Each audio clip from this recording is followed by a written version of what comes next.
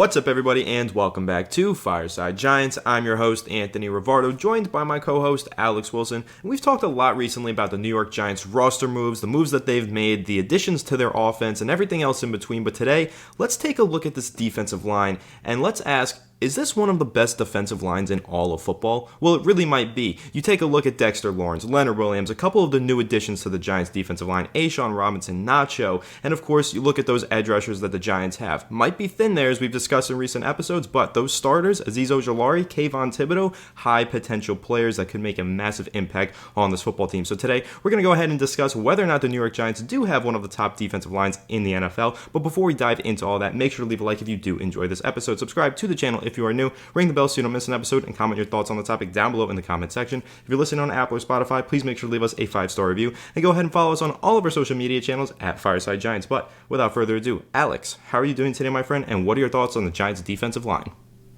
I'm doing great, man. I wanted to kind of talk about this defensive line because it's kind of special, and I think that we have been waiting for an opportunity to see players of this magnitude at the same time for quite a while. You know, you guys probably recall the days of Kyler Fackrell and, O'Shane Ximines is starting, and those are backup guys. O'Shane Ximines doesn't even make this roster now. Consider that fact, right? O'Shane Ximines, who's been on this team for 3 years now, doesn't even make this roster, can't even crack the roster. That's how much better we've gotten. And I think that kind of stands out to me as a situation where the Giants have gotten not only the most out of their players because of the great coaching, but they've made some really good signings and made some really good draft selections. So right now you're kind of looking at, okay, the interior defensive line. Leonard Williams and Dexter Lawrence, guys, are both elite players. Leonard Williams had the first year in his career where he missed any time due to injury in 2022, and Dexter Lawrence took a step forward that, honestly, I don't think anyone could have guessed. This was one of the best players in football. I mean, Aaron Rodgers said he was unbelievable when they played the Packers, and a lot of quarterbacks coming out saying that guy just consumes contact, and he still keeps pushing. He'll consume two bodies and keep freaking running at the quarterback. He's unstoppable. Last year, 70 total pressures compared to 43 in 2021. Whatever Cordell Patterson put in his smoothie was freaking insane because the guy literally was just chewing on nails and showing up on game day and putting it on the field, man. It's just really impressive. 9 sacks, which tripled his 2021 total with 35 hurries, 26 quarterback hits to pair with 53 tackles, which is a career high, and 42 stops in the run game, which was 10 more than 2021. The guy barely came off the field. He almost played 1,000 snaps, and consider the fact he's 6'4", 342 pounds. The fact that he almost played 1,000 snaps is not a good thing because that means the Giants had nobody else they could trust to be on the football field, and they needed him out there. Now, what did Joe Schoen do? He said, you know what? We need to make sure our $90 million investment here stays healthy. Let's go out and actually find some support to make sure that when he's off the field, we don't suck. We're not using undrafted guys or UDFAs or Danny Sheltons of the world. These are really solid players in A'Shawn Robinson, Raheem Nunez, Rochette, and this is a different ballgame for the Giants now. They have a formidable run defense. We may have one of the better run defenses in football. Dexter Lawrence is an elite run defender. Leonard Williams is an elite run defender. Kayvon Thibodeaux showed he can play run defense at a high level, and I think he takes a step forward this year. And Azeez Ojulari added a couple pounds of muscle mass last year, had the injury concerns, obviously, but he's never been an awful run defender. I think he can also improve in that category. But then you have A'Shawn Robinson, who's a very solid run defender, and the same thing with Nacho. And then you're not even mentioning the linebackers of Bobby Okereke and Micah McFadden, who are solid in that respect as well. But, Anthony, when you're looking at the interior here of this line, how much better do you think our run defense gets? Because we got destroyed by the Eagles in the divisional matchup because of that. Teams ran all over us. I don't think that's going to be the same case in 2023. We're going to make opposing offenses one-dimensional, and then our coverage, if it holds up, it's going to be pretty good for us. I'm thinking that we might see a big transition this year on defense. Yeah, I think we'll see a massive upgrade in the run defensive department. And what I will say, last season, I didn't think the interior of the defensive line was the issue in our run defense. We still had Big Cat Williams for most of the season. I know he missed a few games with injury, but he was still out there for the majority of the year, and we still struggled to stop the run. Dexter Lawrence is one of the best defensive linemen in football, both as a pass rusher and as a run defender, and we still struggled against the run. What the real problem was with the New York Giants run defense, in my opinion, was their really, really putrid linebacker core and their lack of depth on the defensive line, because there were moments where Dexter Lawrence would get gassed, has to come out of the game, and the Giants did not have a solid backup to throw back in there on the field with Dexter Lawrence on the sideline. Now, this season, I think they improve in that regard because they have two players that come to mind as solid depth. My projected starting defensive line for the Giants, the front three, is going to be Dexter Lawrence as the nose tackle, and then on those other two defensive end spots, Leonard Williams and A'Shawn Robinson. Now, that already makes the Giants' defensive line significantly better, having A'Shawn Robinson as that third defensive lineman compared to who was playing there last year? I don't even remember. It was not anyone good. Maybe Justin Ellis? Maybe? I don't know. Nobody worth talking about. So you have those three, but then you also have two impact players behind those three, in my opinion, with Nacho and with Jordan Riley, 7th round draft pick who's looked phenomenal this summer. So when you're talking about the Giants' run defense last season, how it can improve this year, depth. That's the way that it improves, because now you have Jordan Riley, who we do believe in can be an impact player against the run, can sub in whenever Dexter Lawrence or Leonard Williams needs a break. You put Jordan Riley on the field, we know that he can stop the run. Also, we know that with Nacho, right? Nunez Roches. I always mess up his name, so I just call him Nacho. But Nacho is a good run defender, and he's also one of those players that's going to rotate in there on the defensive line. So the Giants' run defense is going to be better for that regard, but also because their linebacker core is better. I thought that oftentimes the Giants' defensive line did the right thing against the run, opened up gaps for the linebackers to shoot and make the run stops, but we had the likes of Tay Crowder out there for the first half of the season who couldn't tackle my grandmother if he tried to, right? But now we have Bobby Okereke, we have Isaiah Simmons, we have Micah McFadden entering his second season. These guys I actually think can stop the run, and as Dexter Lawrence and Leonard Williams open up these gaps and create running lanes for the linebackers to fill, I actually think that now we have linebackers who can fill those gaps and make those run stops. So that's going to make all the difference this upcoming season for the New York Giants defense. You said that you think this defense could be transformed. I do too. The Giants had one of the worst run defenses in the NFL last season. I expect them to be significantly improved this year. Do I expect them to be one of the best run defenses in the NFL? No, probably not, because they don't have a Fred Warner or some other type of all-pro inside linebacker, but they do have Bobby Okereke, who's a really damn good player. He can be a Pro Bowler, maybe. He had 150 tackles last year, so maybe he takes a step forward in Wink Martindale's defense and becomes a Pro Bowl level player. And they also have some other guys who are developing with Isaiah Simmons and Micah McFadden, who I think can take a big step forward and really bolster this run defense. But primarily, when you're looking at that defensive line, they are set to stop the run. Dexter Lawrence is an elite run defender. Leonard Williams is a great run defender. A'Shawn Robinson is a very solid run defender, and so is Nacho, and so can be Jordan Riley if he continues to develop. So I'm actually very bullish on this defensive line. I think that the run-stopping unit will be significantly improved for the Giants this year. And when you take a look back on Wink Martindale's career history, Alex, last year was an anomaly for him. Every single season, he has had the best run defense, a top 5 run defense in the NFL during his time with the Baltimore Ravens. He was a run-defending maestro. We always talk about how great he is at being aggressive, rushing the passers, sending those blitz packages. But what he really did best of all, was stop the run as the defensive coordinator of the Baltimore Ravens. So now, when you're looking at this defense with these improvements that they made, the upgrades on the defensive line, the upgrades in the linebacker core, Alex, I am confident that Wink Martindale is going to be able to return to form here and create a really good, solid run defense. But I'm also pretty bullish on the Giants' pass rush this year. Dexter Lawrence is an elite pass rusher. Leonard Williams is a good pass rusher. And now it's time to talk about those edge rushers. Kayvon Thibodeau, Azeez Ojulari. Those are the guys who can have massive breakout 2023 seasons. Are they technically defensive linemen? No, they're edge rushers, but they definitely put their hands in the dirt at times. They also play that outside linebacker, but what I'm really, really excited about, Alex, is year 2 of Kayvon Thibodeau. How hyped are you for year 2 of Kayvon Thibodeau, and what are your expectations for him going into the season? Listen, the Giants, we talked about the run defense. They have ridiculous upside. They could be as good as anybody in the NFL, in my personal opinion. I think a lot of you guys probably agree with that, based on the personnel.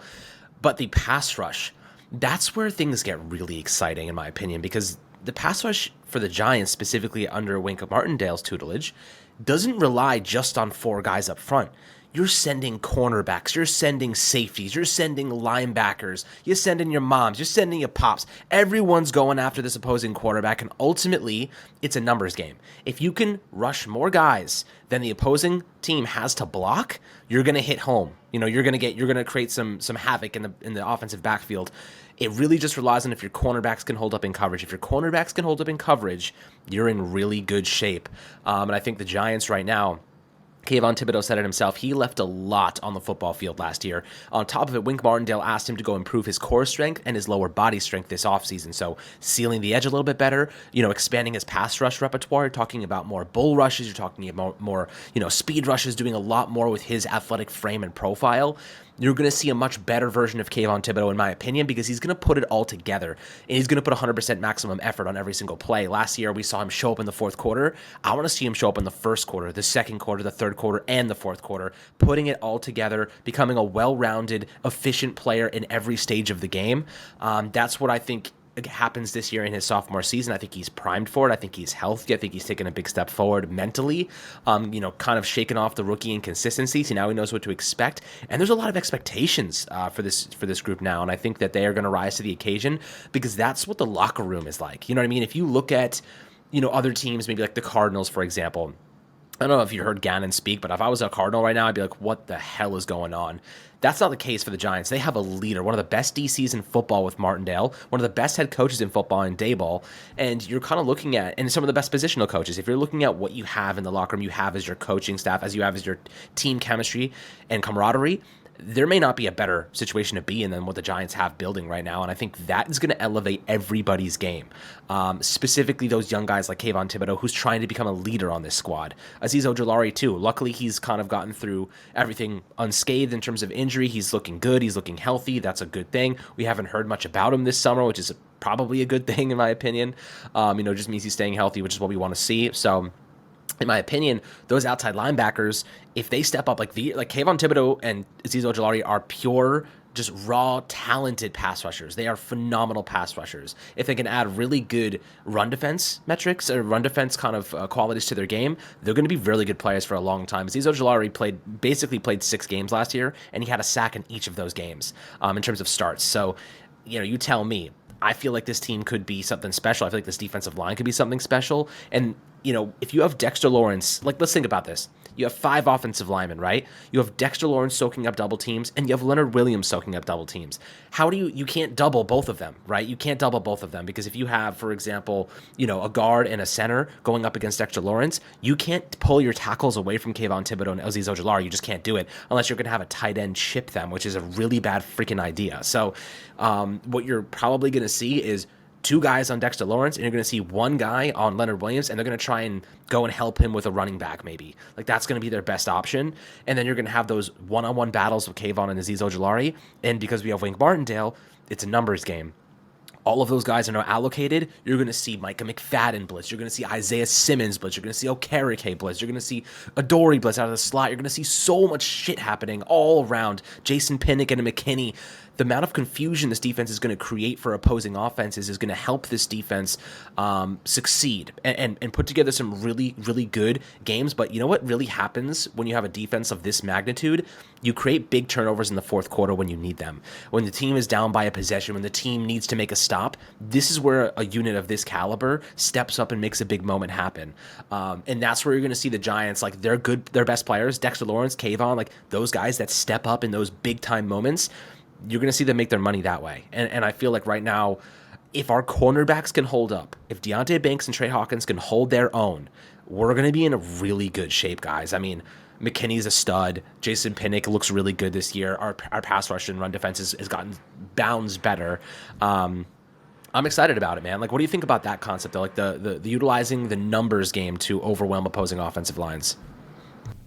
Yeah, I mean, the numbers are always going to be in the favor of the Giants when they have a lot of talent on the defensive line and in their linebacker core, and that's really what Wink Martindale does well. As we mentioned, he knows how to scheme together a solid blitz package. He knows how to apply pressure. For what it's worth, you mentioned Micah McFadden can be the blitzing player. Isaiah Simmons can be the blitzing player. Well, so can Darnay Holmes. So can, even Jason Pinnock and Xavier McKinney. They can be the blitzing players. We've seen those guys get in the backfield and get quarterback hits and hurries as well. He is very creative. He'll use defensive defensive backs who have just infinitely more speed to get into the backfield and get after the quarterback. He will use them in those blitz packages, and he will use the numbers game, as you just mentioned. So you've got guys like Azeez Ojulari who might be left one-on-one with a left tackle. I expect Azeez Ojulari to win a solid amount of those reps and get some sacks. And also, for what it's worth, when Azeez Ojulari does get a sack, he usually also forces a fumble. The guy is a playmaker. When he was on the field last season, he was arguably the Giants' most disruptive pass rusher when healthy. So it's all about staying healthy for Azeez, but if he does,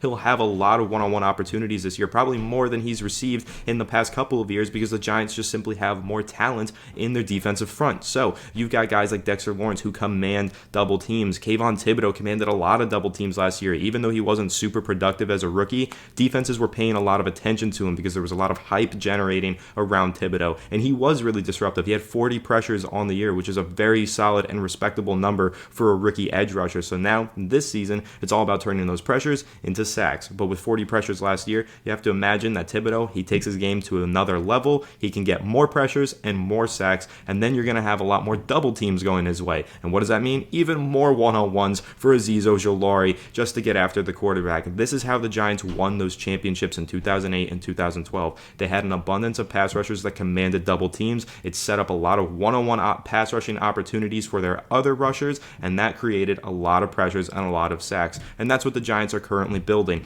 Thankfully, they have a really sick interior defensive line that soaks up double teams. I mean, a guy like Dexter Lawrence, at times he'll soak up a triple team if he really needs to. If he's being that disruptive, they will block 3 on Dexter Lawrence. So think about the impact that has, the domino effect that has on the rest of your defensive line, creating opportunities for guys like Azeez Ojulari and Kayvon Thibodeau. So Alex, I'm with you on that. I really do think that this numbers game is the key to getting these pressures for the Giants defense, and really is the key to winning a lot of football games in the Big Apple. And when you look back on these Giants teams that have won Super Bowls and playoff games, it always starts with defense. The Giants are usually a defensive first team. That's how they've won their championships, and it's a cliche, but it's true. Defense wins championships, and the Giants are finally building a pretty solid and respectable defensive front here. But again, one weakness though, Alex, that I do see in this defensive front, it's not on the defensive line, but it is the linebacker core, right? They are thin in that position. How do you think that might affect the defensive line?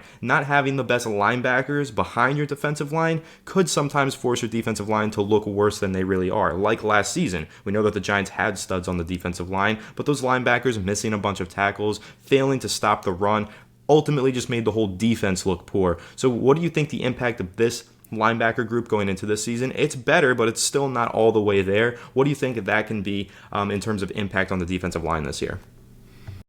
I mean, look, the defensive line has a tremendous amount of potential, and what I will say about the upcoming couple of weeks here, the schedule is not easy for the Giants, right? The schedule, you start with Dallas, and their offensive line is always good. When you have a defensive line of this magnitude, you're able to mask a lot of deficiencies in other places. You know what I mean? Like if you have struggling cornerbacks, or let's say you even have rookie cornerbacks, you have Banks and Trey Hawkins, a 6th-round rookie out there. What that does for you, having a good offensive line, it forces the quarterback to rush his decisions, right? If you have a quarterback that's immediately under pressure, they have to throw the ball quicker, and that little speed up, that little ticking clock in his head, like I got to get rid of the ball, it forces more mistakes. And when you have more mistakes, more turnovers, better field positioning for the offense, which, they go hand in hand. So like right now, when you're looking at what the Giants are trying to do, it's a very multi-layered kind of strategy here, but I think that Joe Schoen realized last year that they did not build the Giants offense to fit Wink Martindale's scheme very well. And that's kind of where I was like, I started to realize, this defense needs to be able to stop the run, and the Ravens have always had a pretty solid run defense. And then they had really good outside boundary corners. Their free safeties, they had a really good free safety. Remember, back in the day with Ed Reed and whatnot. But it's been a long time since then. I feel as though the Giants have some really amazing players at a few key positions. Obviously we should probably record something on McKinney's contract and why they don't want to really invest in him just yet. Maybe we'll do another episode on that kind of couple days before the opening game against Dallas. But you know what, I kind of feel like they're tying the defense and the offense together in a really cool synergizing way. Maybe synergistic, I don't know, some word I just made up. But, when you actually take a look at this team right now, it's so well balanced. Good run defense. They have a really good running game with Saquon Barkley in the offensive line. At the very least, they're going to be good at, opening up gaps for him to run through. And I think, with the expansion of our wide receiver unit, now you're going to be able to stay on the field longer, and you're able to keep your defense rested. Think about how many times, Anthony, in the past that you would see our defense get into the fourth quarter and they would be gassed, totally gassed. And then we would get shredded and lose those fourth quarter games because our defense just couldn't hang. They were toasted. If your offense can stay on the field and maintain long drives and give them substantial rest, when the fourth quarter comes around, they're ready to make plays. They're ready to make an impact. They're ready to step up and make a stop. And I think that is where we're going to see the whole synergy of the team come together. And I'm really excited for that because ultimately, I remember so well just seeing our guys gas, literally on their hands and knees, barely able to breathe. And that's not going to happen anymore, I don't think. I think we're going to see a lot better drives, sustainable drives that keep them rested, keep them healthy. And then the bigger plays, those big game-changing plays, those clutch moments are going to be a lot more frequent for this Giants team. So I'm pretty excited. Obviously, we're talking about the defensive line here, but I can't help myself from saying this is a full team effort, and it's going to be really connected. It's going to be fun to watch. 1,000%. I think this is going to be one of the most fun Giants teams that we've watched in a long, long time. I mean, even looking at this defensive line, as we just mentioned, but looking over to the offensive side of the ball, so much more talent, really from top to bottom throughout this roster. This is one of the more talented rosters that the Giants have had in the last decade or so, and Brian Dable is leading the helm, along with Mike Kafka on offense, and of course, who we've mentioned throughout the episode, Wink Martindale on the defensive side of the ball. I have the utmost faith in him to lead this team and lead this defense, and hopefully he'll be able to generate a lot of great run defending moments and also a whole lot of pressure through those insane blitz packages that Wink Martindale is known for. But I think that wraps this one up on the discussion over the Giants defensive line. In my opinion, yes, it is one of the best defensive lines in all of football. I think that it has the potential to be even better this upcoming season, but last year it was already pretty damn good, but now they're going to be taking a big step forward this year, and I think that this unit will be top 5 to 10 in the NFL in 2023. But make sure to leave a like if you did enjoy this episode, subscribe to the channel if you are new, ring the bell so you don't miss an episode, and comment your thoughts on the topic down below in the comment section. If you're listening on Apple or Spotify, please make sure to leave us a 5-star review, and go ahead and follow us on all of our social media channels at Fireside Giants. But without further ado, we will catch you all in the next one. Have a good one, and let's go Giants.